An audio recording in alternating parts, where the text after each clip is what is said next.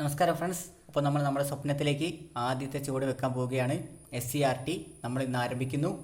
5ാം ക്ലാസ്സിലെ സോഷ്യൽ സയൻസിലെ ആദ്യ ചാപ്റ്ററോട് കൂടി നമ്മൾ ആരംഭിക്കാൻ പോവുകയാണ്.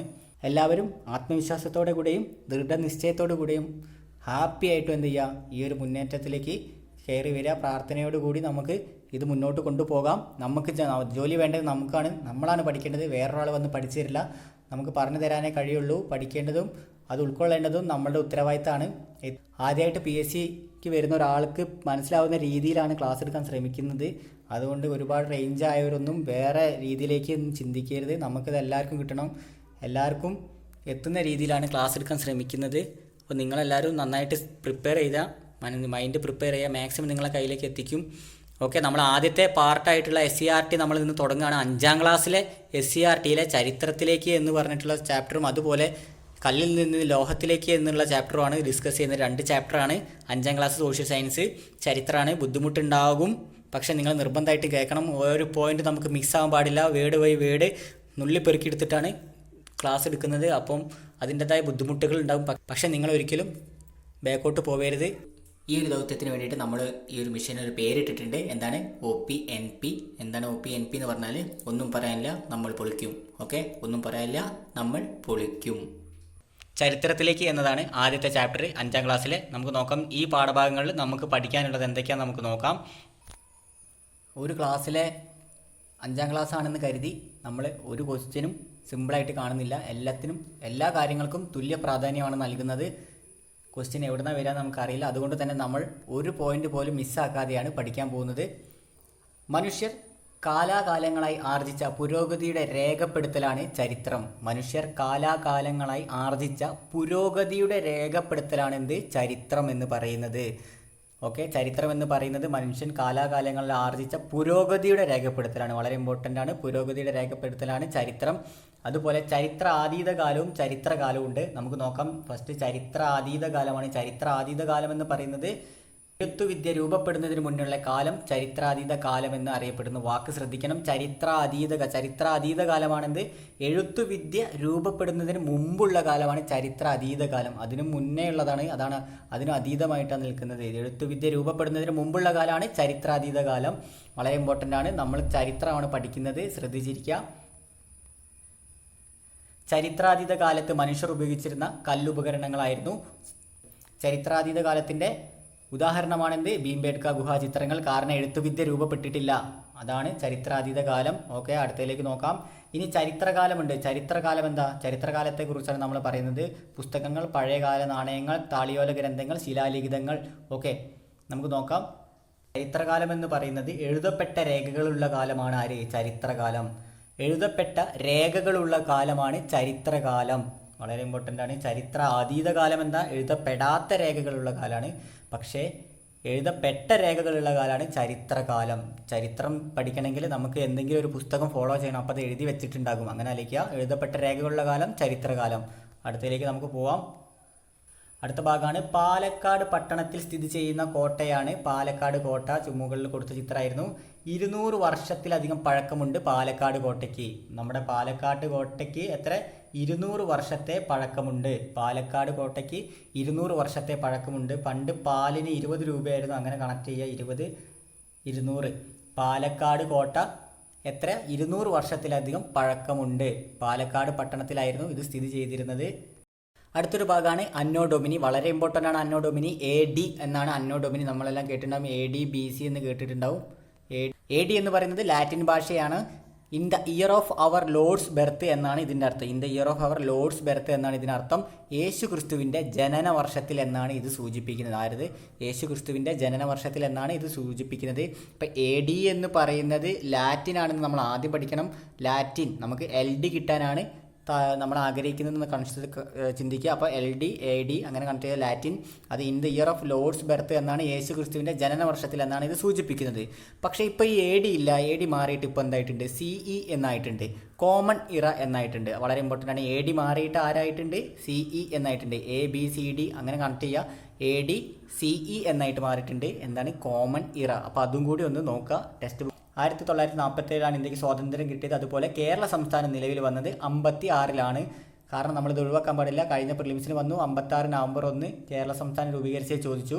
അത്ര അറിയുന്നതാണെങ്കിലും ചെറിയ പോയിന്റ് ആണെങ്കിലും നമ്മൾ അതിനും അതിൻ്റെതായ ഇമ്പോർട്ടൻസ് കൊടുക്കണം. അതുപോലെ 1930 ഗാന്ധിജി ഉപ്പ് സത്യാഗ്രഹം നടത്തിയത്. 1930 ഗാന്ധിജി ഉപ്പ് സത്യാഗ്രഹം നടത്തിയത്. ലോകത്ത് പൊതുവായി കാലാഗണനയ്ക്ക് ഉപയോഗിക്കുന്നത് ക്രിസ്തു വർഷമാണ്. ഇപ്പോൾ ക്രിസ്തു വർഷമാണ് ഉപയോഗിക്കുന്നത്. യേശു ക്രിസ്തുവിൻ്റെ ജനനത്തെ അടിസ്ഥാനമാക്കിയിട്ടാണ് AD BC എന്നിങ്ങനെ വിഭജിച്ചിട്ടുള്ളത്. AD BC എന്ന് പറയുന്നത് യേശു ക്രിസ്തുവിൻ്റെ ജനനത്തെ അടിസ്ഥാനമാക്കിയിട്ടാണ് നിശ്ചയിച്ചിട്ടുണ്ടായിരുന്നത്. ക്രിസ്തു ജനിച്ചതിനു ശേഷമുള്ള കാലം AD ആഫ്റ്റർ എന്ന് പറഞ്ഞാൽ ശേഷമല്ല. അപ്പോൾ അന്നോ ഡൊമിനി AD അങ്ങനെ നോക്കാം. എന്നും അതായത് ക്രിസ്തു ജനിച്ചതിന് ശേഷമുള്ള കാലം AD എന്നും ക്രിസ്തു ജനിക്കുന്നതിന് മുൻപുള്ള കാലം ആരാണ്? BC, ബിഫോർ ആണ്. ബിഫോർ ക്രിസ്റ്റ് ആണ്. ബിഫോർ ക്രിസ്റ്റും എന്നാണ് അറിയപ്പെട്ടിരുന്നത്. Before Christ BC. പക്ഷേ ഈ കാലഗണന ഇപ്പോൾ യഥാക്രമം CE കോമൺ ഇറ എന്നും BCE ബിഫോർ കോമൺ ഇറ എന്നും പ്രഖ്യാപിച്ചിട്ടുണ്ട്. അതായത് AD എന്നായിരുന്നു ആദ്യം, അത് ക്രിസ്തു ജനിച്ചതിന് ശേഷമുള്ള കാലമായിരുന്നു. BC എന്ന് പറയുന്നത് ബിഫോർ ക്രിസ്റ്റ് ആണ്, അതായത് ക്രിസ്തുവിന് മുന്നേയുള്ള കാലമായിരുന്നു. ആ രണ്ട് വാക്ക് ഇപ്പോൾ മാറിയിട്ട് എങ്ങനെയായിട്ടുണ്ട്? CE എന്നും BCE എന്നും ആയിട്ടുണ്ട്. CE എന്ന് പറയുന്നത് കോമൺ ഇറ, CE AD CE നമ്മൾ ഒരുമിച്ച് എഴുതിയാൽ നമുക്കെന്താ CE ABCDE ആ ഒരു കണക്ഷൻ അങ്ങനെ കണക്ട് ചെയ്യുക. അപ്പോൾ CE. അതുപോലെ BC എന്ന് പറയുന്നത് BCൻ്റെ കൂടെ ആരും കൂടി ചേർത്തി ഒരു ഇയും കൂടി ചേർത്ത് എന്തായിട്ട് BCE, അത് ബിഫോർ കോമൺ ഇറയാണ്. ബിഫോർ ക്രിസ്റ്റ് മാറിയിട്ട് ബിഫോർ കോമൺ ഇറ. BC എന്നുള്ളത് ബിഫോർ കോമൺ ഇറയാണ്, അതും കൂടി ശ്രദ്ധിക്കുക. ഓക്കെ, അടുത്തിലേക്ക് പോവാം. അടുത്തത്, ഒരു നൂറ്റാണ്ട് എന്നത് 100 വർഷമാണ്. ഒരു നൂറ്റാണ്ട് എന്ന് പറയുന്നത് 100 വർഷമാണ്. 100 വർഷമാണ് ഒരു നൂറ്റാണ്ട്. ഉദാഹരണത്തിന് AD 1 മുതൽ 100 വരെയുള്ളത് 1-ാം നൂറ്റാണ്ടാണ്. AD 1 മുതൽ, വളരെ ഇമ്പോർട്ടൻ്റ് ആണ്, AD 1 മുതൽ 100 വരെയുള്ളത് 1-ാം നൂറ്റാണ്ട്. ഓക്കെ, AD 1 മുതൽ 100 വരെ 1-ാം നൂറ്റാണ്ടാണെങ്കിൽ AD 1901 മുതൽ 2000 വരെയുള്ളത് 20-ാം നൂറ്റാണ്ട്. നമ്മൾ ഈ അവസാനത്ത് നോക്കിയാൽ മതി. അപ്പോൾ 20-ാം നൂറ്റാണ്ടിലേക്ക് കടക്കുകയല്ലേ അവസാനം, അങ്ങനെ കൺസെപ്റ്റ് നോക്കുക. 1901 മുതൽ 2000 വരെയുള്ള നൂറ്റാണ്ടാണ് 20-ാം നൂറ്റാണ്ട്. ചിത്രം കണ്ടോ? 19-ാം നൂറ്റാണ്ട് എന്ന് പറയുന്നത് ഇങ്ങനെയാണ്. 20-ാം നൂറ്റാണ്ട്, അതുപോലെ 21-ാം നൂറ്റാണ്ട്. അവസാനത്തിൽ ആരാണുള്ളത് അത് വെച്ചിട്ടാണ് നൂറ്റാണ്ട് പറയുക. അത് കാരണം നമുക്ക് ശ്രദ്ധിച്ചാൽ മതി. ഇത്രയാണ് ഈ പാഠഭാഗത്തിൽ 5-ാം ക്ലാസ്സിലെ 1-ാമത്തെ ചാപ്റ്റർ ആയിട്ടുള്ള ചരിത്രത്തിലേക്ക് എന്നുള്ള ചാപ്റ്ററിൽ പാഠത്തിൽ നമുക്ക് പഠിക്കാനുള്ള മെയിനായിട്ടുള്ള കാര്യങ്ങൾ ഇത്രയേ ഉള്ളൂ. ജസ്റ്റ് നമ്മൾ കേട്ടിരുന്നാൽ മതി, കാരണം ചോദിക്കാൻ സാധ്യതയുണ്ട്. ചോദിച്ച ക്വസ്റ്റ്യൻസിൻ്റെ പാലക്കാട് കോട്ട. അപ്പോൾ ചരിത്രത്തിലേക്ക് എന്ന് പറഞ്ഞാൽ 1-ാം ചാപ്റ്ററാണ് 5-ാം ക്ലാസ്സിൽ നമ്മൾ ഡിസ്കസ് ചെയ്തത്. നമുക്ക് ഒരു ചാപ്റ്റർ കൂടി നോക്കാം. ചെറിയ ചാപ്റ്റർ ആയതിൻ്റെ പേരിൽ നമുക്ക് ഒരു ചാപ്റ്റർ കൂടി നോക്കാം. ശ്രദ്ധിക്കൂ. അടുത്തതാണ് കല്ലിൽ നിന്ന് ലോഹത്തിലേക്ക്. ചരിത്രം തന്നെയാണ് 2-ാമത്തെ ചാപ്റ്റർ. 5-ാം ക്ലാസ്സിലെ 2-ാമത്തെ ചാപ്റ്ററാണ് കല്ലിൽ നിന്ന് ലോഹത്തിലേക്ക് എന്നുള്ള ചാപ്റ്റർ. നമുക്ക് ഈ ചാപ്റ്ററിൽ ഈ പാഠഭാഗത്ത് എന്തൊക്കെയാണ് വിശദീകരിക്കുന്നത്, നമുക്ക് വേണ്ടത് എന്തൊക്കെയാണെന്ന് നമുക്ക് നോക്കാം. പ്രാചീന ശിലായുഗം അഥവാ പാലിയോലിത്തിക് ഏജ്. എന്താണ് പ്രാചീന ശിലായുഗം എന്ന് നമ്മൾ പറയാൻ പോകുന്നത്? ആയുധങ്ങളും ഉപകരണങ്ങളുമായി പരുപരുക്കൻ കല്ലുകളാണ് ഉപയോഗിച്ചിരുന്നത്. ഒരു മൃഗത്തിനെ വേട്ടയാടാനോ അല്ലെങ്കിൽ സ്വയരക്ഷയ്ക്ക് വേണ്ടിയിട്ട് ആയുധങ്ങളും ഉപകരണങ്ങളും അവരുടെ കയ്യിൽ എന്തായിരുന്നു? പരുപരുക്കൻ കല്ലുകളായിരുന്നു. അവരുടെ ആയുധം ഉപകരണം എന്ന് പറയുന്ന അവരുടെ കല്ലുകളായിരുന്നു അവരുടെ കയ്യിലുണ്ടായിരുന്നത്. ആ കാലഘട്ടമാണ് പ്രാചീന ശിലായുഗം എന്ന് പറയുന്നത്. എല്ലാവർക്കും പെട്ടെന്ന് കിട്ടാൻ മതിയാവും. ഗുഹകളിലായിരുന്നു അക്കാലത്തെ മനുഷ്യരുടെ താമസം. ആ കാലത്ത് ഗുഹകളിലായിരുന്നു മനുഷ്യർ താമസിച്ചിരുന്നത്. കാട്ടിൽ നിന്ന് കിട്ടുന്ന കിഴങ്ങുകളും പഴങ്ങളും വേട്ടയാടി കിട്ടുന്ന മൃഗങ്ങളുടെ മാംസവും അവർ ഭക്ഷണത്തിനായിട്ട് ഉപയോഗിച്ചു. ആ കാലത്താണ് മനുഷ്യർ തീ ഉപയോഗിക്കാൻ തുടങ്ങിയത്. അപ്പോൾ പ്രാചീന ശിലായുഗത്തിലാണ് മനുഷ്യർ തീ ഉപയോഗിക്കാൻ തുടങ്ങിയത്. മനുഷ്യർ തീ ഉപയോഗിക്കാൻ തുടങ്ങിയ കാലഘട്ടം ഏതാണെന്ന് ചോദിച്ചാൽ, ഏത് ശിലായുഗത്തിലാണെന്ന് ചോദിച്ചാൽ, തീ ഉപയോഗിക്കാൻ തുടങ്ങിയ ശിലായുഗം പ്രാചീന ശിലായുഗമാണ്. പ്രാചീന ശിലായുഗം. നമ്മൾ പഴയ സാധനങ്ങളൊക്കെ കത്തിക്കൂലേ, അങ്ങനെ ആലോചിച്ചാൽ മതി. പഴയതാണ് പ്രാചീനം. അപ്പം തീ ഉപയോഗിച്ച് തുടങ്ങിയത് പ്രാചീന ശിലായുഗമാണ്. അടുത്ത പോയിന്റിലേക്ക് നമുക്ക് നോക്കാം. അടുത്തത് നവീന ശിലായുഗത്തെക്കുറിച്ചാണ് പറയുന്നത്. നവീന ശിലായുഗം, നിയോലിത്തിക് ഏജ്. നവീന ശിലായുഗത്തിൻ്റെ പ്രത്യേകത എന്താണ്? കൂടുതൽ മൂർച്ചയുള്ള കല്ലുകൾ, അതുപോലെ തന്നെ ആയുധങ്ങൾ മൂർച്ചയുള്ളവയാണ്, മിനുസപ്പെടുത്തിയവയാണ്. പ്രാചീന ശിലായുഗത്തിൽ പരുപരുക്കൻ കല്ലുകളായിരുന്നു, മൂർച്ചയില്ലാത്തവയായിരുന്നു, മിനുസപ്പെടുത്താത്തവയായിരുന്നു. പക്ഷേ നവീന ശിലായുഗത്തിലേക്ക് മനുഷ്യൻ എത്തിയപ്പോഴേക്കും കൂടുതൽ മൂർച്ചയുള്ള കല്ലുകളും ഉപകരണങ്ങളും അതുപോലെ തന്നെ മിനുസപ്പെടുത്തിയ ആയുധങ്ങളാണ് ഉപയോഗിച്ചിരുന്നത്. അതായത് മിനുസമുള്ള കല്ലുകളും കൂടുതൽ മൂർച്ചയുള്ള ആയുധങ്ങളും ഉപയോഗിച്ച് ഈ കാലഘട്ടത്തിലെ ഉപകരണങ്ങൾ ഉപയോഗിച്ച് ജീവിച്ചിരുന്ന കാലഘട്ടമാണിത് നവീന ശിലായുഗം. അതുപോലെ നവീന ശിലായുഗത്തിൽ മനുഷ്യ ജീവിതത്തിൽ സമൂലമായ മാറ്റങ്ങൾ ഉണ്ടായി. ആ മാറ്റങ്ങൾ എന്തൊക്കെയാണെന്ന് നമുക്ക് നോക്കാം. മനുഷ്യൻ കൃഷി ചെയ്തു തുടങ്ങിയത് നവീന ശിലായുഗത്തിലാണ്. വളരെ ഇമ്പോർട്ടൻറ്റ്. തീ കണ്ടുപിടിച്ചത്, മനുഷ്യൻ തീ ഉപയോഗിച്ചത് പ്രാചീനമെന്ന് പറഞ്ഞു. പക്ഷേ മനുഷ്യൻ കൃഷി ചെയ്തു തുടങ്ങിയത് നവീന ശിലായുഗത്തിലാണ്. വാസസ്ഥലങ്ങൾ ഉണ്ടാക്കി തുടങ്ങി, മനുഷ്യൻ വാസസ്ഥലങ്ങൾ ഉണ്ടാക്കി തുടങ്ങിയത് നവീന ശിലായുഗത്തിലാണ്. അതുപോലെ മൃഗങ്ങളെ ഇണക്കി വളർത്തിയത് നവീന ശിലായുഗത്തിലാണ്. ചോദിക്കാൻ സാധ്യതയുണ്ട്. നവീന കൃഷി എന്ന് വായിച്ചാൽ മതി. പുതിയ പുതിയ കൃഷിക്ക് നമ്മൾ നവീന കൃഷി എന്ന് പറയും. വാസസ്ഥലങ്ങൾ ഉണ്ടാക്കി നമുക്ക് പുതിയ വീടിന് വെക്കണം. അപ്പം നവീന വാസസ്ഥലം. മൃഗങ്ങളെ ഇണക്കി വളർത്തി, നായ, പൂച്ച. അപ്പം നവീന മൃഗങ്ങളെ ഇണക്കി വളർത്തി എന്നുള്ളതും നവീന ശിലായുഗത്തിലുള്ള മനുഷ്യർ ചെയ്തിരുന്ന കാര്യങ്ങളായിരുന്നു. അടുത്തത് വെങ്കല ശിലായുഗമാണ്. വെങ്കല ശിലായുഗം വളരെ ഇമ്പോർട്ടൻ്റ് ആണ്. Bronze age. പിൽക്കാലത്ത് ശിലായുധങ്ങളോടൊപ്പം ചെമ്പ് എന്ന് പറയുന്നത് താമ്രമാണ്. താമ്രം എന്ന് പറയുന്നത് ചെമ്പ് വളരെ ഇമ്പോർട്ടൻ്റ് ആണ്. താമ്രം എന്ന് പറഞ്ഞാൽ ചെമ്പാണ്. താമ്രശിലായുഗം എന്നും പറയുന്നു. വെങ്കല ശിലായുഗത്തെ താമ്രശിലായുഗം എന്ന് പറയപ്പെടുന്നുണ്ട്. അപ്പം ചെമ്പ് അഥവാ താമ്രം കൊണ്ടുള്ള ഉപകരണങ്ങളും മനുഷ്യർ ഉപയോഗിച്ചു തുടങ്ങി. കല്ലിനെ അപേക്ഷിച്ച് കൂടുതൽ മൂർച്ചപ്പെടുത്താവുന്നതും രൂപമാറ്റപ്പെടുത്താവുന്നതും സൗകര്യപ്രദമായി ഉപയോഗിക്കാൻ കഴിയുന്നതുമായിരുന്നു ചെമ്പ് എന്ന് പറഞ്ഞിട്ടുള്ള ലോഹം. ഓക്കെ, മനുഷ്യന് ചെമ്പ് എന്ന് പറഞ്ഞ് ചെമ്പ് മനുഷ്യൻ കണ്ടുപിടിച്ചതോടുകൂടി അവനതെന്തായി സൗകര്യപ്രദമായിട്ട് ഉപയോഗിക്കാൻ കഴിഞ്ഞു. എങ്ങനെ രൂപമാറ്റം വരുത്തി മൂർച്ചയുള്ളതാക്കാൻ കഴിഞ്ഞു. വേട്ടയാടാനായിട്ട് അതിന് സഹായിച്ചു. കല്ലുകൊണ്ടും ചെമ്പുകൊണ്ടുമുള്ള ഉപകരണങ്ങളും ആയുധങ്ങളും ഉപയോഗിച്ചിരുന്ന കാലഘട്ടം താമ്രശിലായുഗം എന്നറിയപ്പെടുന്നു. വളരെ ഇമ്പോർട്ടൻ്റ് ആണ്. ചാൽക്കോലിത്തിക് ഏജ് എന്ന് പറയുന്നത് താമ്രശിലായുഗമാണ്. കല്ലുകൊണ്ടും, ശ്രദ്ധിക്കണം, മാറിപ്പോയത്, കല്ലുകൊണ്ടും ചെമ്പ് കൊണ്ടുമുള്ള, ചെമ്പ് എന്ന് പറയുന്നത് താമ്രമാണെന്ന് പറഞ്ഞു. അപ്പം തന്നെ നമുക്ക് ആ താമ്രശിലായുഗം കിട്ടണം. ചെമ്പ് കൊണ്ടുമുള്ള ഉപകരണങ്ങളും ആയുധങ്ങളും ഉപയോഗിച്ചിട്ടുള്ള കാലഘട്ടമാണെന്ത് താമ്രശിലായുഗം, അതായത് ചാൽക്കോലിത്തിക് ഏജ് എന്ന് അറിയപ്പെട്ടിരുന്നത്. ഓക്കെ, നമുക്ക് അടുത്തതിലേക്ക് പോകാം. ഇതെല്ലാവർക്കും അറിയുന്നതാണ്, ചെറിയ ക്ലാസ്സിൽ നമ്മൾ പഠിച്ചതാണ്. എന്നാലും നമുക്ക് ഒരു പോയിന്റ് മിസ്സാവാതിരിക്കാൻ വേണ്ടിയിട്ടാണ് ഇങ്ങനെ പഠിക്കുന്നത്. ഈയം കണ്ടെത്തുകയും തുടർന്ന് മനുഷ്യൻ എന്തെത്തി, ഈയം കണ്ടെത്തി. ഈയവും ചെമ്പും ഉരുക്കി ചേർത്ത് വെങ്കലം അഥവാ ഓട് എന്ന ലോഹസങ്കരം മനുഷ്യൻ നിർമ്മിച്ചു. അതുവരെ ചെമ്പ്, താമ്രശിലായുഗത്തിൽ ചെമ്പായിരുന്നു മനുഷ്യൻ ഉപയോഗിച്ചിരുന്നത്. പിന്നീട് മനുഷ്യൻ ഈയം കണ്ടെത്തുകയും ഈയവും ചെമ്പും ഉരുക്കി ചേർത്ത്, എന്തൊക്കെയാണ് ഈയവും ചെമ്പും ഉരുക്കി ചേർത്ത് ആരുണ്ടാക്കി, ഓട് അഥവാ വെങ്കലം എന്ന ലോഹസങ്കരം മനുഷ്യൻ നിർമ്മിച്ചു. വളരെ ഇമ്പോർട്ടൻ്റ് ആണ്. വെങ്കലം അഥവാ ലോഹസങ്കരം, ഈയവും ചെമ്പും ചേർന്നതാണ് ആര്, വെങ്കലം അഥവാ ഓട്. ഇങ്ങനെ ആലോചിച്ചാൽ മതി. ഈച്ചേനെ കണ്ടാൽ നമ്മൾ ഓടിക്കും എന്ന് ആലോചിച്ചാൽ മതി. ഈച്ച ഓടിക്കും എന്ന് ആലോചിക്കുക. ഓട് വെങ്കലം, അപ്പോൾ ലോഹസങ്കരം നിർമ്മിച്ചു. വെങ്കലം ചെമ്പിനേക്കാൾ കടുപ്പമുള്ളതായിരുന്നു. സ്വാഭാവികമാണ്, ലോഹസങ്കരാണ്. ഈയവും ചെമ്പും കൂടി ഉരുക്കി ചേർത്തത് കൊണ്ട് തന്നെ വെങ്കലം ചെമ്പിനേക്കാൾ കടുപ്പമുള്ളതായിരുന്നു. ഓക്കെ, അത് കിട്ടും. ആയുധങ്ങളും ഉപകരണങ്ങളും ഉണ്ടാക്കാൻ വെങ്കലം ഉപയോഗിച്ചിരുന്ന കാലം വെങ്കലയുഗം എന്നറിയപ്പെട്ടു. ആയുധങ്ങളും ഉപകരണങ്ങളും ഉണ്ടാക്കാൻ വെങ്കലം ഉപയോഗിച്ച കാലം വെങ്കലയുഗം എന്ന് അറിയപ്പെട്ടു. ഇമ്പോർട്ടൻ്റ് ആണ്. വെങ്കലം എന്ന് പറയുന്നത് എങ്ങനെയാണ് ഉണ്ടാക്കിയത് മനുഷ്യൻ എന്ന് നമ്മൾ നേരത്തെ പറഞ്ഞു. ഈയവും ചെമ്പും ഉരുക്കി ചേർത്തിട്ടാണ് വെങ്കലം ഉണ്ടാക്കിയത്. ചെമ്പ് മാത്രമാണെങ്കിൽ നമ്മൾ എന്താ പറയും, താമ്രശിലായുഗം എന്ന് പറയും. പക്ഷേ ഈയവും ചെമ്പും ചേർത്തിട്ട് വെങ്കലം ഉണ്ടാക്കിയ മനുഷ്യൻ ആ കാലഘട്ടത്തിൽ ആയുധങ്ങളും ഉപകരണങ്ങളും വെങ്കലം കൊണ്ട് നിർമ്മിച്ചു. ആ കാലഘട്ടമാണ് എന്ത്, വെങ്കലയുഗം. ഓക്കെ, മാറിപ്പോവരുത്. പ്രാചീന ശിലായുഗം, നവീന ശിലായുഗം, താമ്രശിലായുഗം, ഇപ്പോഴിതാ വെങ്കലയുഗം വളരെ ഇമ്പോർട്ടൻ്റ് ആണ്, മാറിപ്പോവരുത്. നമ്മൾ ഓരോ ലൈൻ ബൈ ലൈനായിട്ട് തന്നെ പഠിക്കും, കാരണം ഒരു പോയിന്റ് മിസ്സാവാതിരിക്കാൻ വേണ്ടിയിട്ടാണ്. കാലഘട്ടത്തിൽ കൃഷി മെച്ചപ്പെടുകയും കാർഷികോൽപാദനത്തിൽ വർധനവുണ്ടാവുകയും ചെയ്തു. അതുപോലെ നദീതടങ്ങളിലെ ഫലഭൂയിഷ്ഠമായ മണ്ണും നദികളിൽ നിന്നുള്ള ജലവുമാണ് ഇത്തരത്തിലുള്ള കാർഷിക മികവിന് കാരണമായത്. ഓക്കെ, വെങ്കല ശിലായുഗത്തിൽ വന്ന മാറ്റം എന്താണ്? ആയുധങ്ങളും ഉപകരണങ്ങളും വെങ്കലം കൊണ്ട് നിർമ്മിച്ചതിൻ്റെ പേരിൽ ആ കാലഘട്ടത്തിൽ മനുഷ്യൻ്റെ ജീവിതത്തിൽ ഉണ്ടായിട്ടുള്ള മാറ്റങ്ങൾ, ജീവിതശൈലിയിൽ ഉണ്ടായിട്ടുള്ള മാറ്റങ്ങൾ എന്താണെന്നാണ് പറയുന്നത്. കൃഷി മെച്ചപ്പെട്ടു. ഓക്കെ, കൃഷി മെച്ചപ്പെട്ടു. കാർഷിക ഉൽപാദനത്തിൽ വർധനവുണ്ടായി. നദീതടങ്ങളിലെ ഫലഭൂയിഷ്ഠമായ മണ്ണും നദികളിൽ നിന്നുള്ള ജലവുമാണ് ഇത്തരത്തിലുള്ള കാർഷിക മികവിന് കാരണമായത്.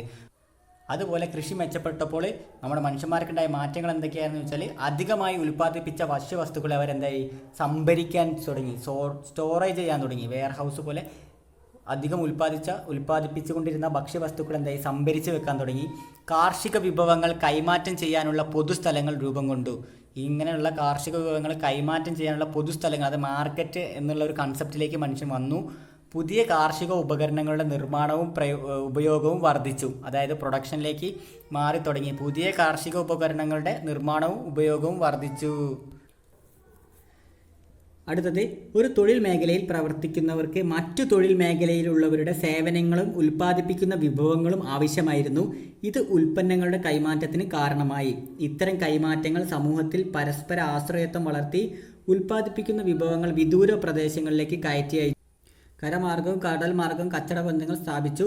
അതുപോലെ തന്നെ ഇതിൻ്റെ ഭാഗമായിട്ട് ഗതാഗത സൗകര്യങ്ങൾ വികസിച്ചു. മനുഷ്യൻ്റെ പ്രവർത്തനങ്ങളെ നിയന്ത്രിക്കുന്നതിനായിട്ട് ഭരണ സംവിധാനങ്ങൾ രൂപപ്പെട്ടു.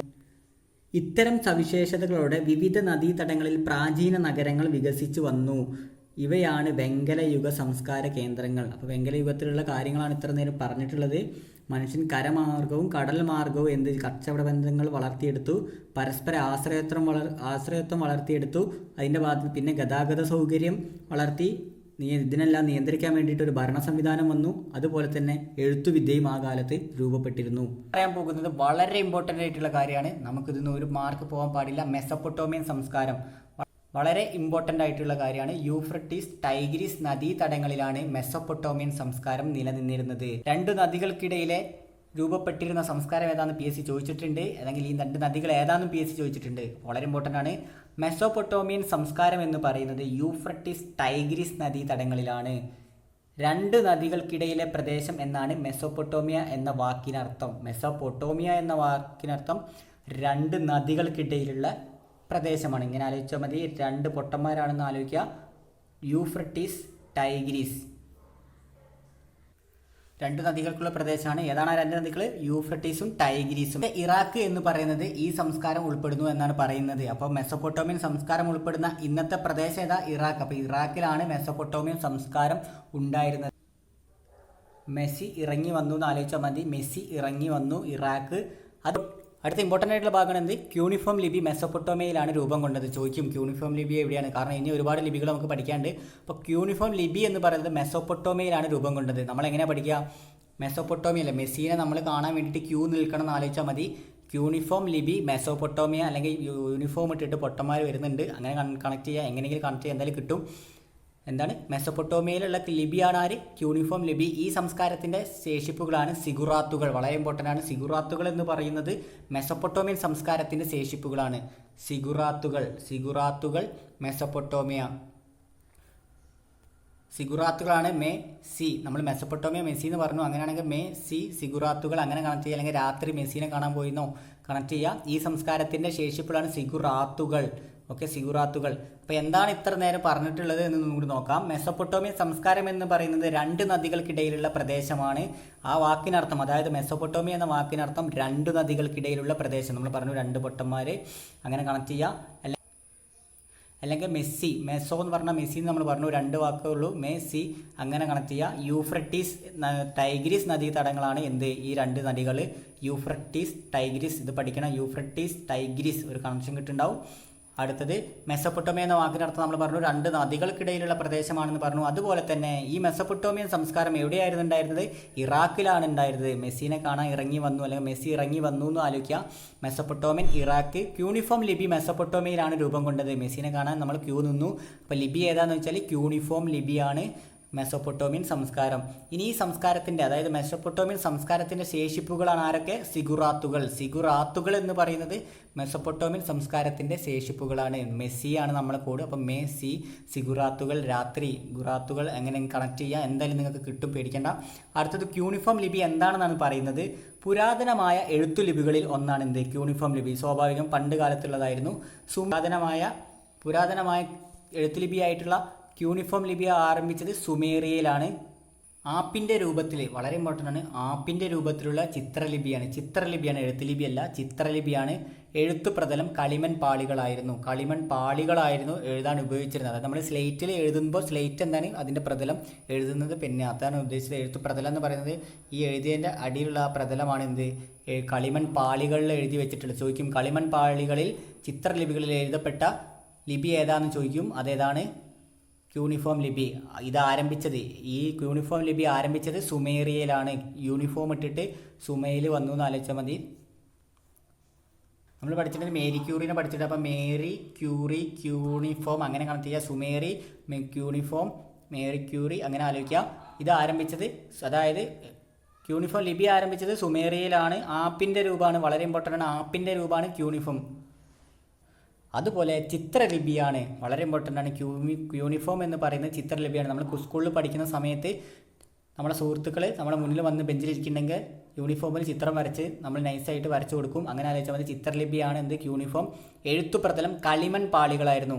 യൂണിഫോമിൽ മണ്ണാവാറുണ്ട് കളിക്കുമ്പോൾ. ചെറുപ്പത്തിലൊക്കെ കളിക്കുന്ന സമയത്ത് യൂണിഫോമിൽ മണ്ണാവും. അപ്പോൾ കളിമൺ പാളിയായിരുന്നു ആര്? ക്യൂണിഫോം ലിപി. ഒക്കെ മനസ്സിലായെന്ന് വിചാരിക്കുന്നു. ക്യൂണിഫോം ലിപി എവിടെയാണ് ഉണ്ടായിരുന്നത്? മെസൊപ്പൊട്ടേമിയയിലാണ് ഉണ്ടായിരുന്നത്. ഓക്കെ, അടുത്തത് സിഗുറാത്തുകളെ കുറിച്ചാണ് പറയുന്നത്. എന്താണ് സിഗുറാത്തുകൾ? നമ്മൾ മെസൊപ്പൊട്ടേമിയയിൽ ഉണ്ടായിരുന്നതാണ് സിഗുറാത്തുകൾ എന്ന് പറഞ്ഞു. ഈ സിഗുറാത്തുകൾ എന്താണെന്നാണ് നമ്മൾ പറയുന്നത്? സിഗുറാത്തുകൾ ദേവാലയ സമുച്ചയങ്ങളാണ്. സിഗുറാത്തുകൾ മെസൊപ്പൊട്ടേമിയയിൽ നിലനിന്നിരുന്ന ദേവാലയ സമുച്ചയങ്ങളാണ് ആര്? സിഗുറാത്തുകൾ. വളരെ ഇമ്പോർട്ടൻ്റ് ആണ്. മെസ്സി എന്നാണ് നമ്മൾ പഠിച്ചത്. മെസ്സി എന്ന് പറയുന്നത് ഫുട്ബോളിൻ്റെ ദൈവമാണ് എന്നാണ് പറയപ്പെടുന്നത്. അങ്ങനെ ആലോചിക്കുക. ദേവാലയ സമുച്ചയങ്ങളാണ് എന്ത്? സിഗുറാത്തുകൾ. ഇതിൻ്റെ പുറം ഭാഗം ചുട്ടെടുത്ത ഇഷ്ടികകൾ കൊണ്ടാണ് നിർമ്മിച്ചിട്ടുള്ളത്. ഇവിടെയുള്ള പുറം ഭാഗം ചുട്ടെടുത്ത ഇഷ്ടികയാണ്. അതുകൊണ്ടാണ് മെസ്സിന്ന് കൂടിട്ടത്. മെസ്സിനെ നമുക്ക് എല്ലാവർക്കും ഇഷ്ടമാണ്. ഓക്കെ, പഠിക്കാൻ വേണ്ടിയിട്ടാണ്. മെസ്സിനെ എല്ലാവർക്കും ഇഷ്ടമെന്ന് ആലോചിക്കുക. അപ്പോൾ സിഗുറാത്തുകൾ ദേവാലയ സമുച്ചയമാണ്. ഇതിൻ്റെ പുറം ഭാഗം ചുട്ടെടുത്ത ഇഷ്ടികകളാണ്. മെസൊപ്പൊട്ടേമിയയിലാണെന്ന് കിട്ടാനാണ് മെസ്സി. അതുപോലെ സി എന്ന് പറഞ്ഞ സിഗുറാത്തുകൾ. മെസ്സിനെ ഇഷ്ടമാണ്. ഇഷ്ടികകൾ കൊണ്ടാണ് പുറന്തോട്. അതുപോലെ മെസ്സിനെ ദൈവമാണ് ഫുട്ബോളിൻ്റെ. അപ്പോൾ ദേവാലയ സമുച്ചയങ്ങളാണ് സിഗുറാത്തുകൾ. 25ഓളം സിഗുറാത്തുകൾ ഈ പ്രദേശങ്ങളിൽ 25ഓളം സിഗുറാത്തുകൾ ഉണ്ടായിട്ടുണ്ട്, നിർമ്മിക്കപ്പെട്ടിട്ടുണ്ടെന്നാണ് കണ്ടെത്തിയിട്ടുള്ളത്. അതിൽ ഇവയിൽ ഉർ എന്ന നഗരത്തിൽ സിഗുറാത്തുകൾ ഇന്നും സംരക്ഷിക്കപ്പെടുന്നു. വളരെ ഇമ്പോർട്ടൻ്റ് ആയിട്ടുള്ള ഭാഗമാണ്. ഉർ എന്ന നഗരത്തിലെ സിഗുറാത്ത് ഇന്നും സംരക്ഷിക്കുന്നു. അതായത് ഉർ എന്ന നഗരത്തിലെ ദേവാലയ സമുച്ചയം ഇപ്പോഴും സംരക്ഷിക്കപ്പെട്ടു പോരുന്നുണ്ട് എന്നാണ് പറയുന്നത്. ഉർ എന്നത് എന്താണെന്ന് ചോദിച്ചാൽ സിഗുറാത്തിന് ഉദാഹരണമാണ്. അത് മെസൊപ്പൊട്ടാമിയയിലെ ദേവാലയ സമുച്ചയത്തിന് ഉദാഹരണമാണ്. അപ്പോൾ ഉർ എന്താണ്? സിഗുറാത്ത് ഉർ ഒരു കണക്റ്റില്ല. ഗുറാത്ത് ഉർ അങ്ങനെ കണക്ട് ചെയ്യാം. ഓക്കെ, മനസ്സിലായെന്ന് വിചാരിക്കുന്നു. നമുക്ക് അടുത്തതിലേക്ക് പോവാം. ഈജിപ്ഷ്യൻ സംസ്കാരത്തെക്കുറിച്ചാണ് അടുത്തത് പറയുന്നത്. ഈജിപ്ഷ്യൻ സംസ്കാരം എന്ന് പറയുന്നത് നൈൽ നദീതടത്തിലാണ്. അതെല്ലാവർക്കും അറിയാം. നൈലിൻ്റെ തീരത്താണ് ആരുള്ളത്? ഈജിപ്ഷ്യൻ നദീ സംസ്കാരം ഉടലെടുത്തിട്ടുള്ളത്. ഈജിപ്തിലാണ് ആരുള്ളത്? നൈൽ എന്ന നദിയുള്ളത്. ഈജിപ്തിനെ നൈലിൻ്റെ ദാനം എന്ന് വിശേഷിപ്പിക്കുന്നു. അതുപോലെ ഹൈറോഗ്ലിഫിക്സ് ലിപി എവിടെയാണ് രൂപപ്പെട്ടിട്ടുള്ളത്? ഈജിപ്തിലാണ്. വളരെ ഇമ്പോർട്ടൻ്റ് ആണ്. ഹൈറോഗ്ലിഫിക്സ് ലിപി എവിടെയാണ് രൂപപ്പെട്ടിട്ടുള്ളത്? ഈജിപ്തിലാണ്. വളരെ ഇമ്പോർട്ടൻ്റ് ആണ്. നേരത്തെ നമ്മൾ പറഞ്ഞു ക്യൂണിഫോം ലിപി എവിടെയായിരുന്നു? മെസ്സിനെ കാണാനാണ് ക്യൂ നിൽക്കുന്നത്. അതുകൊണ്ട് അങ്ങനെ കോഡിട്ടുന്നത് മെസൊപ്പൊട്ടേമിയ കിട്ടാൻ. ഹൈറോഗ്ലിഫിക്സ് ലിപിയോ? അത് ഈജിപ്തിലാണ്. അതായത് നമ്മൾ ഈ ഹൈ റേഞ്ചിലേക്കൊക്കെ ടൂർ പോകുമ്പോൾ ജീപ്പിലാണ് പോകുന്നത് ആലോചിച്ചാൽ മതി. അപ്പോൾ ഈജിപ്ത് ഹൈറോഗ്ലിഫിക്സ് ലിപി എന്ന് പറയുന്നത് ഈജിപ്തിലാണ്. ലോകപ്രസിദ്ധമായ പിരമിഡുകൾ ഈ സംസ്കാരത്തിൻ്റെ ശേഷിപ്പുകളാണ്. നമുക്കറിയാം പിരമിഡുകൾ കാണപ്പെടുന്നത് ഈജിപ്തിലാണെന്ന് നമുക്ക് എല്ലാവർക്കും അറിയാം.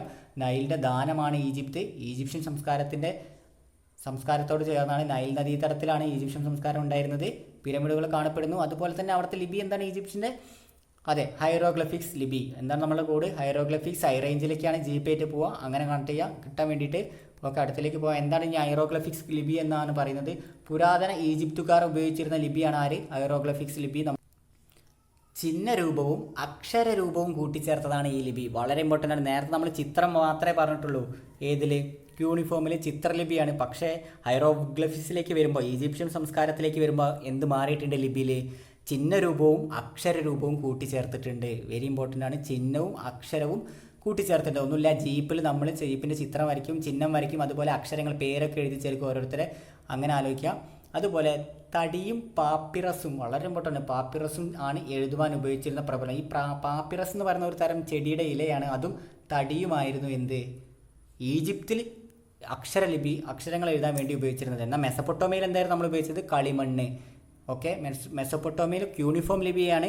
യൂണിഫോമിൽ മണ്ണാകും. അങ്ങനെയാണ് കളിമണ്ണെന്ന് കിട്ടുക. അങ്ങനെ പഠിക്കാൻ വേണ്ടിയിട്ട് തന്നെയാണ് അങ്ങനെ ഇട്ടത്. കാരണം ഇത് മാറിപ്പോവരുത്. കേൾക്കുമ്പോൾ നല്ല സുഖം ഉണ്ടാവും, പക്ഷേ 2 ദിവസം കഴിഞ്ഞാൽ മറക്കാതിരിക്കാൻ അങ്ങനെ പറയുന്നത്. തടിയും പാപ്പിറസുമാണ് എഴുതുവാൻ ഉപയോഗിച്ചിരുന്ന പ്രതലം. വളരെ ഇമ്പോർട്ടൻ്റ് ആണ്. തടിയും പാപ്പിറസുമാണ് എവിടെയാണ്? ഹൈറോഗ്ലിഫിക്സ്.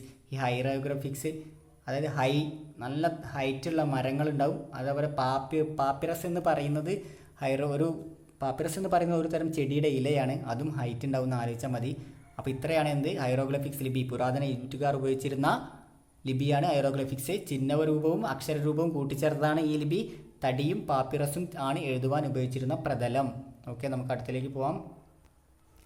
പിരമിഡുകൾ എന്ന് പറയുന്നത് ഈജിപ്തിലെ ഭരണാധികാരികളായിരുന്ന ഫറോവമാരുടെ ശവകുടീരങ്ങളാണ് പിരമിഡുകൾ.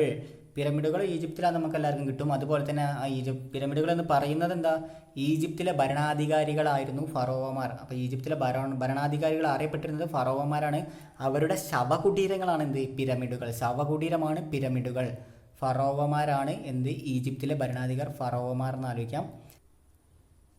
ജീപ്പ്, ഫെറാറി കാർ എന്നൊക്കെ കേട്ടില്ല. അപ്പോൾ ജീപ്പ്, ഫറോവ അങ്ങനെ ഇങ്ങനെ കണക്ട് ചെയ്യാം. അതുപോലെ കുഫു രാജാവ് നിർമ്മിച്ച ഗിസയിലെ പിരമിഡാണ് ഇവയിൽ ഏറ്റവും വലുത്. ഷുവറായിട്ട് ചോദിക്കും, വളരെ ഇമ്പോർട്ടൻ്റ്. കുഫു രാജാവ് നിർമ്മിച്ച ഗിസയിലെ പിരമിഡാണ് ഏറ്റവും വലിയ പിരമിഡ്. അപ്പോൾ പിരമിഡുകളിൽ വെച്ച് ഏറ്റവും വലിയ പിരമിഡ് ഏതാണ്, കുഫു രാജാവ് നിർമ്മിച്ച ഗിസയിലെ പിരമിഡാണ്. ഗിസയിലെയാണ്, മാറിപ്പോകരുത്, ഗിസയിലെ പിരമിഡാണ്. അത് കണക്ട് ചെയ്യണം. കുഫു. നമുക്ക് അടുത്തേക്ക് പോകാം. അടുത്ത ചൈനീസ് സംസ്കാരത്തെക്കുറിച്ചാണ് പറയുന്നത്. ഹൊയാങ്ഹോ നദീതടത്തിലാണ് ചൈനീസ് സംസ്കാരം. അപ്പോൾ ചൈനീസ് സംസ്കാരം നിലനിന്നിരുന്നത് എവിടെയാണ്, ഹൊയാങ്ഹോ നദിയിലാണ്. ഓക്കെ, നമ്മൾ ഈജിപ്ഷ്യൻ സംസ്കാരം എവിടെയാണ് പറഞ്ഞത്, ഈജിപ്ഷ്യൻ ജീപ്പേറ്റ് ഈജിപ്ഷ്യൻ സംസ്കാരം നൈലിൻ്റെ നദീതീരത്താണ്. അതായത് നൈലിൻ്റെ ദാനാണ് ഈജിപ്ത്. അതുപോലെ നമ്മൾ പറഞ്ഞ സംസ്കാരമാണ് മെസൊപ്പൊട്ടോമിയൻ സംസ്കാരം. മെസൊപ്പൊട്ടോമിയ എന്ന വാക്കിനർത്ഥം രണ്ട് നദികൾക്കിടയിലുള്ള സംസ്കാരം എന്നാണ്, രണ്ട് നദികൾക്കിടയിലുള്ള പ്രദേശം എന്നാണ്. അപ്പോൾ തന്നെ രണ്ട് നദികൾ എന്തെന്താ, യൂഫ്രട്ടീസ്, ടൈഗ്രീസ്. അപ്പോൾ മെസൊപ്പൊട്ടോമിയൻ, യൂഫ്രട്ടീസ്, ടൈഗ്രീസ്, ഈജിപ്ഷ്യൻ നെയിൽ നദി. പക്ഷേ ചൈനീസ് സംസ്കാരത്തിലേക്ക് വരുമ്പോൾ ഹൊയാങ്ഹോ നദീതടത്തിലാണ്. ചൈനീസ് ഹൊയാങ്ഹോ, പേര് തന്നെ കേട്ടാൽ നിങ്ങൾക്ക് മനസ്സിലാവും. ചൈനീസ് സംസ്കാരം ഹൊയാങ്ഹോ നദിയിലാണ് സ്ഥിതി ചെയ്തിരുന്നത്. അതുപോലെ വെങ്കല യുഗത്തിൽ രൂപപ്പെട്ട ചൈനീസ് ലിപിയാണ് മാറ്റങ്ങളോടെ ഇന്നും ചൈനയിൽ നിലനിൽക്കുന്നത്. ഇന്നും ചൈനയിൽ ചില മാറ്റങ്ങളോടെ നിലനിൽക്കുന്നത് ആ കാലഘട്ടത്തിലെ വെങ്കല യുഗത്തിൽ രൂപപ്പെട്ട ലിപിയാണ് ചൈനീസ് ലിപി. അപ്പോൾ വെങ്കല യുഗത്തിൽ രൂപപ്പെട്ട ലിപിയാണ് എന്ത്, ചൈനീസ് ലിപി എന്ന് പറയുന്നത്. ഓക്കെ, വളരെ ഇമ്പോർട്ടൻ്റ് ആണ്. വെങ്കല ശില്പങ്ങൾ നിർമ്മിക്കുന്നതിൽ അവർ വിദഗ്ധരായിരുന്നു. അപ്പോൾ വെങ്കലങ്ങളൊക്കെ അങ്ങോട്ടാണ് പോയത്, ചൈന. ഓക്കെ, വെങ്കല ശില്പം, വെങ്കല ലിപി എല്ലാം എവിടേക്കാണ്, ചൈനയിലേക്കാണ് പോയിക്കൊണ്ടിരിക്കുന്നത്. അടുത്തത് ഹാരപ്പൻ സംസ്കാരമാണ്. വളരെ ഇമ്പോർട്ടൻ്റ് ആണ്. സിന്ധു നദീതടത്തിലാണ് ഹാരപ്പൻ സംസ്കാരം വികാസം പ്രാപിച്ചത്. അപ്പം സിന്ധു നദീതടത്തിലാണ് ഹാരപ്പൻ സംസ്കാരം. സിന്ധു, ഹാരപ്പൻ, സിന്ധു അങ്ങനെ ആലോചിച്ചാൽ മതി. സിന്ധു നദീതടത്തിലാണ് ഹാരപ്പൻ സംസ്കാരം പ്രാപിച്ചത്. ഈ പ്രദേശങ്ങൾ ഇന്നത്തെ ഇന്ത്യയിലും പാകിസ്ഥാനിലുമാണ്. അതായത് ഇന്നത്തെ ഇന്ത്യയിലും പാകിസ്ഥാനിലും ചേർന്നിട്ടുണ്ടായിരുന്നു ഹാരപ്പൻ സംസ്കാരം എന്ന് പറയുന്നത്. ഹാരപ്പയിലെ നഗരാസൂത്രണം മികച്ചതായിരുന്നു. വളരെ ഇമ്പോർട്ടൻ്റ് ആണ്. ഹാരപ്പയിലുള്ള നഗരാസൂത്രണം മികച്ചതായിരുന്നു. അതുപോലെ തന്നെ അക്കാലത്തെ തെരുവുകൾ, അഴുക്കുചാലുകൾ, ധാന്യപ്പുരകൾ, കച്ചവട കേന്ദ്രങ്ങൾ, ചുടുകട്ടകൾ കൊണ്ട് നിർമ്മിച്ച ബഹുനില വീടുകൾ എന്നിവ ആധുനിക ലോകത്ത് ഇപ്പോഴും അത്ഭുതപ്പെടുത്തുന്നവയാണ്. അപ്പം ഇങ്ങനെ ചോദിക്കും, പ്രാചീന കാലത്ത് അഴുക്കുചാലുകൾ കണ്ടുപിടിക്കപ്പെട്ട സ്ഥലം അല്ലെങ്കിൽ അഴുക്കുചാലുകൾ കണ്ടെത്തിയ സ്ഥലം ഏതാണെന്ന് ചോദിച്ചാൽ, ഏതാ സംസ്കാരം എന്ന് വെച്ചാൽ ഹാരപ്പനാണ്. ശ്രദ്ധിക്കണം. അതായത് തെരുവുകൾ, അഴുക്കുചാലുകൾ, ധാന്യപ്പുരകൾ, കച്ചവട കേന്ദ്രങ്ങൾ, ചുടുകട്ടകൾ, ഇതെല്ലാം ഹാരപ്പനാണ്. അപ്പന്മാരാണ് എന്ത്, നമ്മളെ തെരുവിലേക്ക്, നമ്മളെ മാർക്കറ്റിലേക്കൊക്കെ കൊണ്ടുപോകും. അതുപോലെ അഴുക്കുചാൽ നമ്മൾ സുരക്ഷിതമായി കൊണ്ടു നടക്കുക അപ്പന്മാരാണ്. അതുപോലെ തന്നെ ധാന്യപ്പുരകൾ, വീട്ടിലേക്ക് ധാന്യം വാങ്ങി വരാൻ അപ്പന്മാരാണ്. കച്ചവട കേന്ദ്രങ്ങളിലുള്ള അച്ഛന്മാരാണ്. അതുപോലെ തന്നെ ചുടുകട്ടകൾ, ഇതും അച്ഛന്മാരാണ് കൊണ്ടുവരിക എന്നുള്ള ഒരു കൺസെപ്റ്റ് ഒന്ന് മനസ്സിൽ വെക്കുക. അപ്പോൾ ഹാരപ്പൻ സംസ്കാരമാണ് ഇത്രയും കാര്യങ്ങളുള്ളത്. ബഹുനില വീടുകൾ. അതുപോലെ ഹാരപ്പയിലെ ജനങ്ങൾക്ക് എഴുത്തുവിദ്യ അറിയാമായിരുന്നു. വളരെ ഇമ്പോർട്ടൻ്റ് ആണ്. നമ്മളെ ഹാരപ്പയിലെ ജനങ്ങൾക്ക് എഴുത്തുവിദ്യ അറിയാമായിരുന്നു. നമ്മളെ അപ്പന്മാർക്കൊക്കെ എഴുത്തുവിദ്യ അറിയാമെന്ന് ആലോചിക്കാം. മോഹൻജദാരോ, ഹാരപ്പ, കാലിബംഗാൻ, ലോഥൽ തുടങ്ങിയവ സിന്ധു നദീ സംസ്കാരത്തിലെ നഗരങ്ങളായിരുന്നു. പ്രധാനപ്പെട്ട ഹാരപ്പ, മോഹൻജദാരോ, കാലിബംഗാൻ, ലോഥൽ തുടങ്ങിയവ സിന്ധു നദീ സംസ്കാരത്തിലെ പ്രധാന കേന്ദ്രങ്ങളായിരുന്നു. നമ്മളിത് ഡീറ്റെയിൽ ആയിട്ട് പഠിക്കും, ടെൻഷൻ ആവേണ്ട. ചരിത്രമാണ്, കുറച്ച് ബുദ്ധിമുട്ടുണ്ടാവും. അടുത്തത് മഹാസ്നാനഘട്ടം. മഹാസ്നാനഘട്ടം എന്ന് പറയുന്നത് ഹാരപ്പൻ സംസ്കാരത്തിൻ്റെ പ്രധാന ശേഷിപ്പുകളിൽ ഒന്നാണ്. മഹാസ്നാനഘട്ടം മോഹൻജദാരോയിലാണ് ഇത് നിലനിൽക്കുന്നത്. മോഹൻജദാരോയിലാണ് എന്തുള്ളത്, ഹാരപ്പൻ സംസ്കാരമായിട്ടുള്ള മഹാസ്നാനഘട്ടം നിലനിൽക്കുന്നത്. ഹാരപ്പൻ സംസ്കാരത്തിൻ്റെ പ്രധാന ശേഷിപ്പുകളിൽ ഒന്നാണ് മഹാസ്നാനഘട്ടം. ഒരു കണക്ഷൻ കിട്ടില്ല. മോഹൻജദാരോയിലാണ് മഹാസ്നാനഘട്ടം അഥവാ ഗ്രേറ്റ് ബാത്ത് എന്ന് പറയുന്നത്. അല്ലെങ്കിൽ മോഹൻലാൽ ബാത്ത് ചെയ്തു, കുളിച്ചു എന്ന് ആലോചിക്കുക. മഹാസ്നാനഘട്ടം, ഗ്രേറ്റ് ബാത്ത് മോഹൻജദാരോയിലാണ്. ഹാരപ്പൻ സംസ്കാരത്തിൻ്റെ ഭാഗമാണ് ആര്, മോഹൻജദാരോ. ഈ മഹാസ്നാനഘട്ടമുള്ളത് മോഹൻജദാരോയിലാണ്. ഓക്കെ, കിട്ടിയെന്ന് വിചാരിക്കുന്നു. ക്ലാസ്സിലെ സോഷ്യൽ സയൻസിലെ ചരിത്രത്തിലേക്ക് എന്നുള്ള 1ാം ചാപ്റ്ററും 2ാം ചാപ്റ്ററായിട്ടുള്ള കല്ലിൽ നിന്ന് ലോഹത്തിലേക്ക് എന്നുള്ള ചാപ്റ്ററാണ് നമ്മൾ ഈ ക്ലാസ്സിൽ ഡിസ്കസ് ചെയ്തത്. ഇത്രയാണ് SCERTയിൽ നമ്മൾ ഇന്നത്തെ ചാപ്റ്ററിൽ ഉൾപ്പെടുത്തിയിട്ടുള്ളത്. ആദ്യ പാർട്ടിൽ SCERT നിന്നുള്ള 2 ചാപ്റ്ററാണ് നമ്മൾ ഉൾപ്പെടുത്തിയിട്ടുള്ളത്. അതായത് 5ാം ക്ലാസ്സിലെ 1ാമത്തെയും 2ാമത്തെയും ചാപ്റ്റർ സോഷ്യൽ സയൻസിലെ ചരിത്രത്തിലേക്കും അതുപോലെ കല്ലിൽ നിന്ന് ലോഹത്തിലേക്ക് എന്നുള്ള ചാപ്റ്ററുകളാണ് ഉൾപ്പെടുത്തിയിട്ടുള്ളത്. ചരിത്രമാണ്, ബുദ്ധിമുട്ടുണ്ടാവും. ആരൊന്നും ബുദ്ധിമുട്ടാണെന്ന് കരുതി സ്കിപ്പ് ചെയ്യരുത്. കാരണം നമുക്ക് വേണ്ടിയിട്ടാണ് പഠിക്കുന്നത്, നമുക്കാണ് ജോലി കിട്ടേണ്ടത്. നമ്മൾ പഠിക്കേണ്ടത് വേറെയുള്ളവൊന്നും പഠിച്ചു തരില്ല. നമ്മൾ റിസ്ക് എടുത്ത് പഠിക്കണം. മാക്സിമം കഴിയുന്ന പോലെ നിങ്ങളിലേക്ക് എത്തിക്കാൻ ഞാൻ ശ്രമിക്കുന്നുണ്ട്. അപ്പോൾ എല്ലാവരും കൂടെ നിൽക്കാൻ നന്നായിട്ട് ശ്രമിക്കുക. നമുക്ക് അടുത്ത ക്ലാസ്സിൽ അടുത്ത ചാപ്റ്ററായിട്ട് വരാം. എല്ലാവരും ഹാപ്പി ആയിട്ട് പഠിക്കുക. Okay, thank